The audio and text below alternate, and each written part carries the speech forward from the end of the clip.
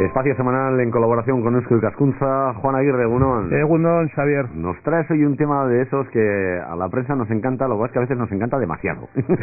Vamos demasiado rápido. La arqueología, ¿verdad? Pues sí, efectivamente. Yo le llamo la ciencia de la paciencia. Y si de algo no tenemos en este oficio, ¿verdad? Es paciencia, las cosas como son. El otro día vimos una noticia muy sorprendente del hallazgo en el yacimiento de ámbar de Salinillas de Buradón. Esto es una mina, lo de Álava, ¿eh?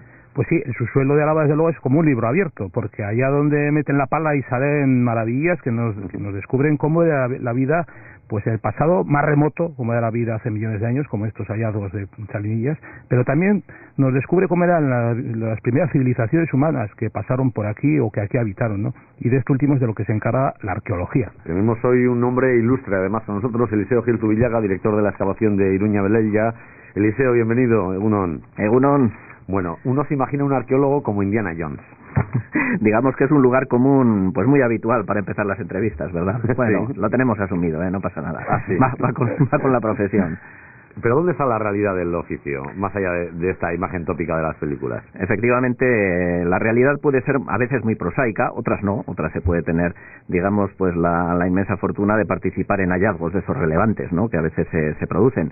Pero en general es un trabajo, como muy bien decía Juan, me ha gustado esa definición de la ciencia de la paciencia, ¿eh? Creo que por ahí van más los tiros, más pues dentro de las variedades que ofrece el ejercicio profesional de la arqueología, que luego podemos hablar si queréis de ello. Pues la verdad es que en general es pues un trabajo tan normalizado como cualquier otro, con sus protocolos, con sus días absolutamente grises, pues como cualquier otro oficio. Egunon. Elías, ¿qué tal estamos? Bien, aquí estamos. Eliseo, el otro profeta. Perdón, Eliseo. El otro profeta, sí. Oye, pues vayamos con esto de las especialidades, porque yo siempre me he preguntado que, vamos a ver, ¿es lo mismo un arqueólogo del Paleolítico que un arqueólogo de la época medieval o de la época romana? ¿Qué hace falta para ser arqueólogo? Cuéntanos un poco esta carrera. Bien, me alegra que me haga esa pregunta. Complicada, por otra parte. No, es broma. Vamos a ver. Por un lado, digamos que un profesional que se dedica a investigar la prehistoria, te diría, entre otras cosas, que sobre todo es prehistoriador. Quizás lo de arqueólogo lo pondría en un segundo plano. Bien es cierto que la arqueología es la ciencia común que nos une a todos estos investigadores, digamos, de las diferentes partes del pasado, para entendernos. Es decir, compartimos un mismo método, lo que sería pues esa herencia precisamente de los geólogos. Antes habéis mencionado en la introducción esos impresionantes hallazgos de Salinillas de Buradón que nos ponen en contacto con nuestros primos de la paleontología y en este caso concreto pues de los investigadores sobre el ámbar. Entonces, como decía, compartimos lo que sería esa base del método estratigráfico, y luego bien es cierto que en lo que es, por ejemplo, el trabajo de campo, pues es relativamente diferente, pues por ejemplo el trabajo de un prehistoriador al de, en general, el arqueólogo que se encarga de épocas históricas en las que, pues bueno, entre otras cosas, se va a mover mucho más volumen de metros cúbicos de tierra, por hacer una comparativa muy simple, ¿no? Y por supuesto, pues hay muchas otras arqueologías. Hay también una arqueología, pues digamos, vinculada al mundo de la administración, con todo lo que sería esa gestión pública del patrimonio en este caso. Hay también una arqueología pues vinculada a la docencia en el mundo universitario y demás, es decir, diferentes enfoques pues que, como por otra parte también nuestro país y nuestro entorno es relativamente pequeño, pues a veces se complementan en una misma persona. Director de la excavación de Iruña Velella, que ha dado muchísimo que hablar, páginas de periódico, programas de radio, de televisión. ¿Qué es Iruña Velella? Bueno, efectivamente, Iruña Velella pues ha tenido una presencia mediática importante, la ha tenido siempre.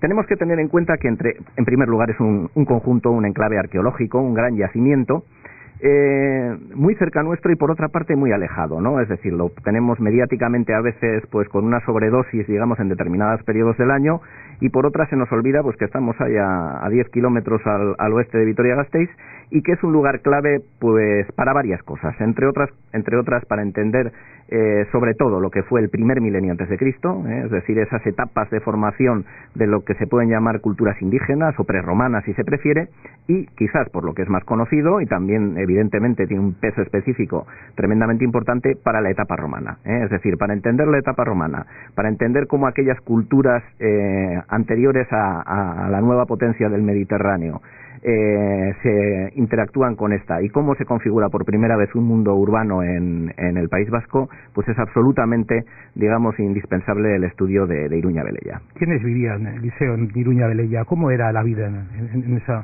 esa urbe? Bueno, precisamente uno de los grandes potenciales que tiene la investigación arqueológica es justamente conocer la vida cotidiana.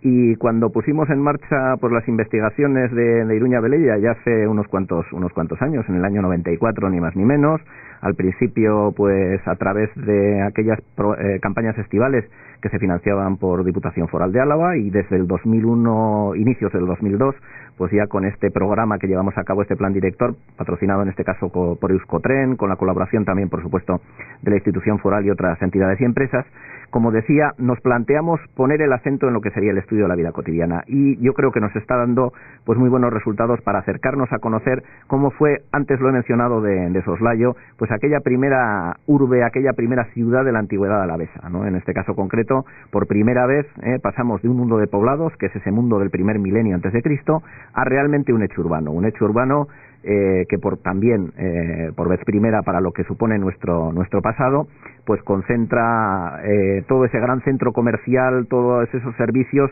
que van indisolublemente unidos a lo que sería precisamente esta ciudad de la antigüedad, ¿no? Eliseo, tú estás empeñado en que el gran público conozca también estos hallazgos, en la tarea de divulgación, que esto no quede como una cosa reducida a vosotros.